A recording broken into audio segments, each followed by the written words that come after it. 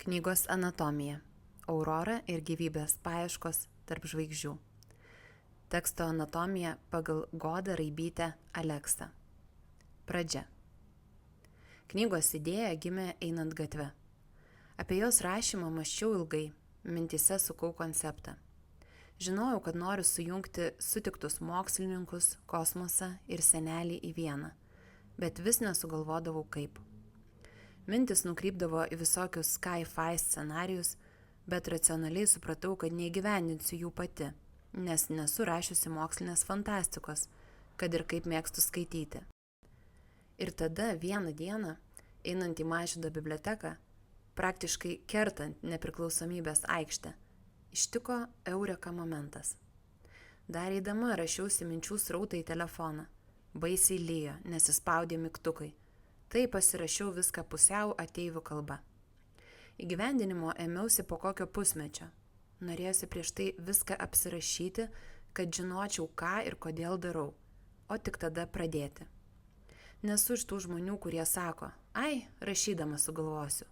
Griaučius norėjau turėti iškart. Pasiruošimas. Oi, ilga istorija. Kai kuriuos pašnekovus kalbinau gyvai, kai kuriuos internetu. NASA jau buvau buvusi, tai su ten sutiktais mokslininkais, pavyzdžiui, Jonu Žmuidzinu, Čarlzu Elachi, kalbėjausi internetu. Europos kosmoso agentūroje lankiausi gyvai. Iš anksto sutariau su Paula Ferry, kad jį kalbinsiu. Jill Tarter nebuvau sutikusi gyvai, bet buvau sena jos gerbėja ir seniai svajojau jai parašyti. Tai ir parašiau. O jie atrašė per kelias valandas ir labai mane nustebino. Pete Wardeną sutikau asteroidų dienos minėjime Liuksemburge. Vakarienės metu atskleidžiau jam knygos idėją ir iškart sutariau dėl pokalbio. Tikriausiai valgant skaniausią žemuogių desertą, lengviau kalbėti, prisidėti prie knygos, nei šiaip parašius.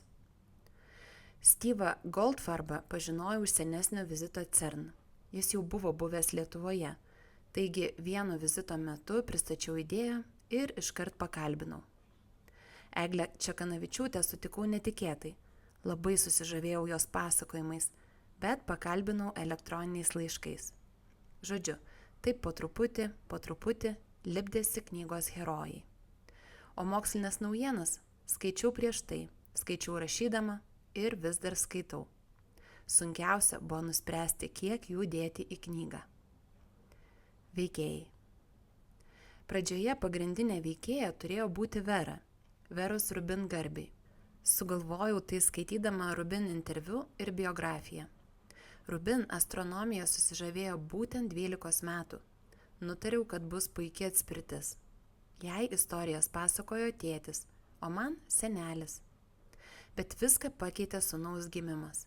Kai jis atėjo į šį pasaulį, danguje šoko istoriškai ryškios auroros. Aš jų gyvai nemačiau, nes dėl sunkaus užsitęsusio gimdymo negalėjau pakilti iš lovos, iki visiškai išaušo. Bet stebėjau tai, ką užfiksuoja Lietuvos astrofotografai. Tiesiog nerealus sutapimas, kad vaikas pasirinko gimti būtent tokią naktį. Todėl Aurora tapo Aurora. Norėjosi, kad ji būtų paprasta mergaitė, kuri nebūtinai svajoja būti mokslininkė, bet pamažu atranda mokslo žavesį. Supranta, kad prie jo įmanoma prisiliesti ir nebūnant mokslininku. Šiek tiek žinoma liko ir manęs. Buvo sunku atsiriboti, nes rašiau įsivaizduodama, kaip tokiose situacijose elgčiausi aš. Mokslininkus rinkausi pagal bendražmogiškus faktorius, juk mokslininkai yra įvairūs.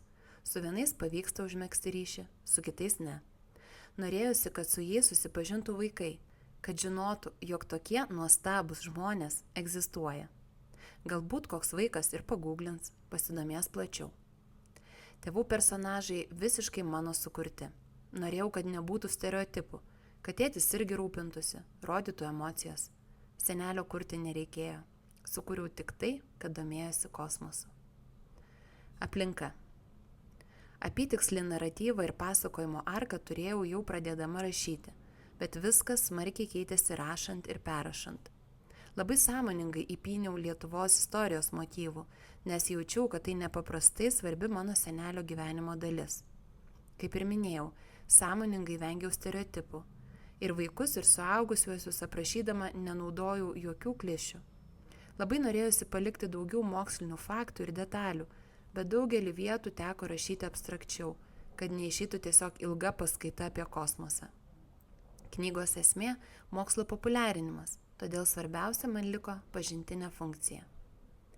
Siužetas. Kadangi tokio tipo pasakojimą kūriau pirmą kartą, visiškai nepasitikėjau savimi, todėl planuoti buvo itin svarbu. Aš šiaip gyvenime nesu tas žmogus, kuris sako let it flow. Man reikia plano ir aiškumo. Atitinkamai ir rašau. Vėlgi, ne viską pavyko suplanuoti, kaip ir gyvenime. Kai Aurora nominavo metų knygos rinkimuose, buvo parašyta: tai pažintinė knyga prisidengusi grožinio pasakojimo skraiste. Tai tos skraistės dalis ir buvo sunkiausia. Kėlė daugiausiai abejonių ir buvo taisoma. Kalbant apie mieliausias knygos vietas, suvokimas apie jas atėjo jau parašius knygą. Giminaičiai skaitė ir vis parašydavo, kad susigraudino tose vietose, kur apie senelį. Labiausiai jaudinausi, kai knygą daviau močiutei, senelio žmonai. Jie juk senelį pažinojo geriausiai iš visų, bet kalbėdamas verkėm abi. O viena giminaitė parašė: aš kol jį mačiau autobuse, skaičiau tavo knygą, ją man padovanojo brolienė, išgirdus, kad ši knyga įkvėpta mano dėdės. Grįžus niekaip negalėjau nuo jos atsiplėšti, rijau kiekvieną žodį, ieškojau savo mylimo dėdės, mylimiausio mamos brolio pėdsakų, minčių. Gerklėje strigo skaudus gumulas, knygą prarijau per vieną vakarą. Atsigulus negalėjau negalvoti apie dėdę ir tave. Labai džiaugiuosi, kad prikėlė jį naujam gyvenimui, jis tikrai to vertas. Prisimenu ir aš visus jo pasakojimus.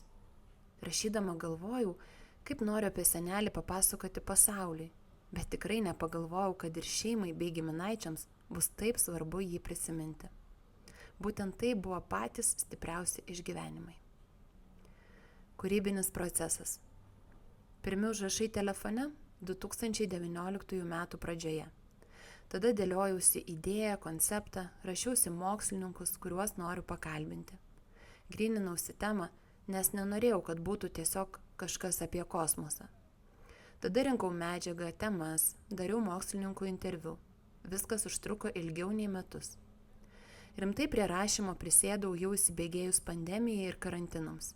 Tada dar neturėjau šeimos, tad keldavausi 5-6 ryto, pasidarydavau skaniausios kavos ir rašydavau po kelias valandas, kol miestas dar būdavo tylus. Kadangi turėjau surinkusi daug informacijos, sunkioji dalis buvo viską įvilkti į pasakojimą. Maždaug per pusmetį turėjau pirmą juodraštį. Susiradau redaktorius, kurie dar padėtų pašlifuoti pasakojimą, pridėti savo įžvalgų. Visa tai irgi užtruko ilgiau nei metus, bet čia ne tik kūrybinis, bet ir logistinis darbas. Tada pradėjau ieškoti iliustruotojo, nes iškart žinojau, kad dizainą darys Kristina Alijošiūtė. Tai kito varianto net neturėjau. Vienoje gimtadienio šventėje pamačiau Julijos pieštą portretą sukaktuvininkiai. Tada nuėjau jos parodą Kaune ir supratau, kad būtent jos darbais noriu puošti knygą. Ir vėl susirašinėjimas. Ir vėl keli mėnesiai susivalgė. Jau tarsi ir būtų viskas, galima leisti. Bet sugalvojau, kad noriu knygą įtraukti Ann Druyan, Karlo Sagano žmoną. Jie kartu The Pale Blue Dot parašė, o ji dabar kuria serialą Kosmos. Ji mielai sutiko ir labai palaikė knygos idėją. Bet dėl nemalonių aplinkybių su tuometine leidykla nutarėm draugystę pratęsti angliškoje knygos versijoje. Tos nemalonios aplinkybės lėmė, kad knygos leidyba nusikėlė bent metus. Juolab, kad tuo metu laukiausi ir jau netrukus turėjau gimdyti, rūpėjo visai kiti dalykai.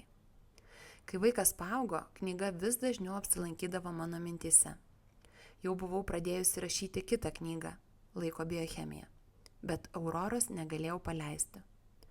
Nuėjau pas raštinės Saulių ir Ievą, sakau, turiu tokią knygą, man jūs labai patinkat, leidžiam kartu. Jie pasirašė ir nuo to praėjo maždaug metai, kai jau pirmą kopiją laikiau rankose. Linksmieji kalneliai, bet džiaugiuosi, kad knyga išleista, o malonios ir nemalonios patirtis liko tik istorija, kurią dabar pasakoju. Perrašinėjimo buvo tikrai daug. Juodraštį vis padėdavau į stalčių. Jausdavausi, kad jis dar nepasiruošęs pasiekti kitų. Tai yra pirmasis mano bandymas užkabinti nors kiek fikcijos, todėl pasitikėjimo savimi buvo lygiai 0. Juk mano kasdieninė duona visai kitas stilius, visai kitokio pobūdžio rašymas. Kai jau nutariau, kad laikas knygą išleisti, dar kartą ją perrašiau. Pasikeitė veikėjos vardas, pasikeitė jos kontaktas su Paulo Ferri. Prieš tai versijoje ji turėjo pati nuvykti į Europos kosmoso agentūrą, bet jau jaučiau, kad tų nuotykių bus gerokai per daug. Atsirado užrašinė, kurios viršelis nukopijuotas nuo džemperio, kurį tuomet dėvėjo mano sūnus. Šiek tiek atnaujinau mokslinę informaciją, nes planuotos misijos išskriejo į kosmosą. Tada vėl ėmė atrodyti, kad dar ne laikas, kad gal dar reikia perrašyti. Bet supratau, kad užstrigsiu amžiams ir knyga niekada neišeis, nes visada bus galima dar labiau patobulinti. Manau, kad nuo pradinio varianto, nuo pirmo juodraščio, išliko tik pirmi 2 skyreliai. Visa kita keitėsi vos ne su metų laikais. Ir aš iki šiol nežinau, kuris variantas buvo geresnis. Bet tas, kuris atspausdintas, man mieliausias. Iliustracijų anatomija pagal Juliją Račiūnaitę. Stilius. Turbūt būdingiausias stilistinis šių iliustracijų bruožas yra spalvų paletė. Ją stengiausi parinkti nežemišką, tiek dėl kosmoso temos, tiek dėl to, kad pats knygos siužetas dažnai klostosi Auroros fantazijoje, jos samprotavimuose apie naujai suvoktas tiesas, praplėstus prasminius horizontus. Veikėjai. Kadangi piešti mokslininkai yra realios asmenybės, man buvo svarbu, kad jie būtų atpažįstami, bet kartu siekiau juos pavaizduoti žaismingai, papildydama simbolinėmis, asociatyviomis detalėmis apie jų veiklos sritis.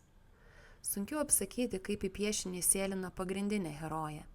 Teko šiek tiek paeskizuoti, kol ją atradau. Tiesa, iš pat pradžių žinojau, kad mergaitė bus su kirpčiukais, kurie, balažin kodėl, man visada primena žvitrius, smalsius vaikus. Gal dėl 1996 metų filmo Matilda.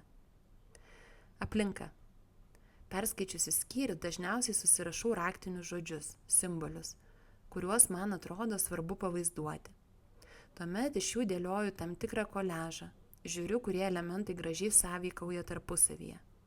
O kartais jau pirmą kartą skaitydama matau kompoziciją prieš akis, tuomet belieka ją perkelti ant popieriaus, tiksliau į planšetės ekraną. Siužetas. Goda davė man labai daug kūrybinės laisvės, tad daugumą vizualinės istorijos pasakojimų sprendimų priėmiau pati. Be abejo, pasitardama dėl tam tikrų kertinių estetinių ir siužetinių žingsnių.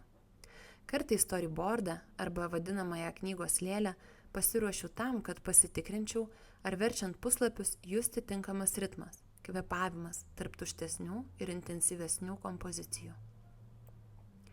Kūrybinis procesas.